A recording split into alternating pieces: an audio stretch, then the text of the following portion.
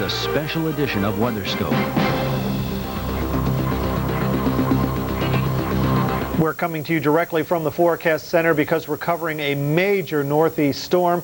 This is a classic nor'easter. Looks like it's going to just be skirting on up south of New England, but definitely lashing the coast with high winds and very high waves and maybe some coastal flooding, particularly at the times of high tide. But that's not the only aspect of this storm. There's also some just plain old rain, flooding, rivers and streams coming out of their banks in the Carolinas and on up into Virginia, and heavy snow back into parts of the Ohio Valley. We'll detail all of that coming up. First of all, though, I want to show you the setup here, what we're talking about as far as the storm, the actual storm center just off the South and North Carolina coast there, and the moisture wrapping around it, throwing all the way back through Pennsylvania. And when you get into cold enough air back here in the Ohio Valley and parts of southern PA, that's when you get into the heavy snow.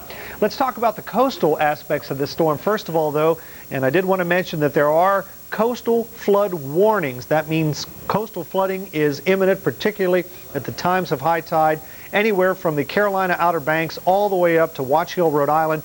I'm pretty confident those may be extended a little bit farther north as we head on through the day tomorrow. We'll have to wait and see. Some high surf, of course, thrown in there on top of that.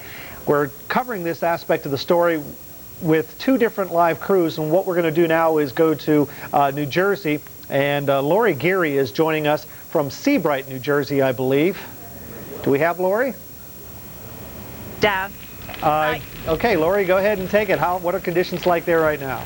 Well, you know, we've gone from a gale warning to a storm warning, and as you mentioned, we're still under a coastal flood warning. So yes, it's still pretty nasty out here. And you know, the strength of this storm will be tested in just about 5 hours, because that's high tide, and for the past 6 years a rebuilt seawall has kept the ocean back. We'll have to wait and see what happens tonight and into tomorrow morning. And folks here are even more concerned about the Shrewsbury River, hoping it doesn't flood homes and businesses.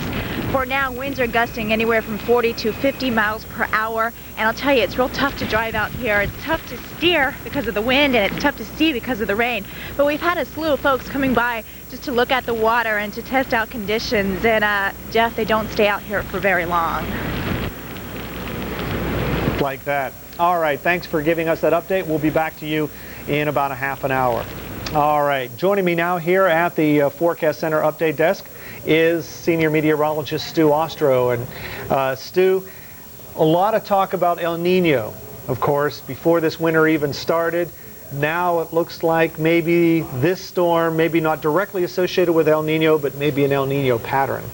I think it's safe to say that, Jeff. El Nino cannot be measured by individual storms. Right. In other words, there have been bad nor'easters in non-El Nino years. There have been bad storms giving disastrous flooding to California in non-El Nino years. One can have a higher degree of confidence in assessing El Nino's impact upon weather patterns. Now, that disclaimer out of the way, you know, you're a meteorologist, you're looking at the charts, you see this humongous jet stream all the way across the Pacific. More bad weather headed for California, the recent storms along the Gulf Coast, and I think it's pretty safe to say that El Nino is having a significant influence upon the overall weather pattern. All right, well, let's go ahead and show the folks this storm right now. Let's first of all go to the satellite perspective. And again, Stu, this is the center. Pretty easy to pick out, but all the moisture is well north of where the center is. That's right, and there are a couple things that we really don't like to see that show up in this satellite picture here. The circulation you see at the surface and aloft down here is not really moving very quickly. It's certainly not moving north very quickly, and for that matter, it's not moving out very quickly. And as a result, this whole area here, which has not only the precipitation and the deep cloud cover, but a lot of wind coming in from the Atlantic, is producing what we call a long fetch, both in terms of the wind passing over a good distance of water and also just continuing to do that over several successive tide cycles. So the water gets blown in at high tide, and the low tide comes, and the water's not going out, and then the next high tide it gets even higher.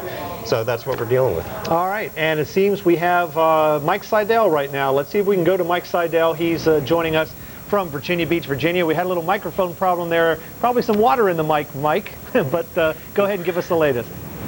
Well, Jeff and Stu, if it wasn't water, it was the sea foam. One of the unusual things I've noticed the past 24 hours here on the Virginia Beach oceanfront on the boardwalk is the amazing amount of sea foam being generated by this nor'easter. And we can pan out. Now, this was covering the boardwalk earlier today at high tide down by the pier at about 2 feet deep. and you can see it being blown up the boardwalk here by these northeast winds. It looks like soap suds, and I'm sure we're going to see a lot more of this tonight. High tide doing at 2:45 here, and it's going to be higher than the last tide. As Stu explained, the water keeps piling up, and we could have obviously some more coastal flooding and more beach erosion. We'll keep you updated through this evening from Virginia Beach. Back to you and Stu in the studio. All right, and I can see the sea foam blowing there behind you, Mike. I guess we'll have an observation, visibility obscured by sea foam here before too long. All right, thank you, Mike Seidel. All right, do we have time to do another map or two, or should we toss out from here?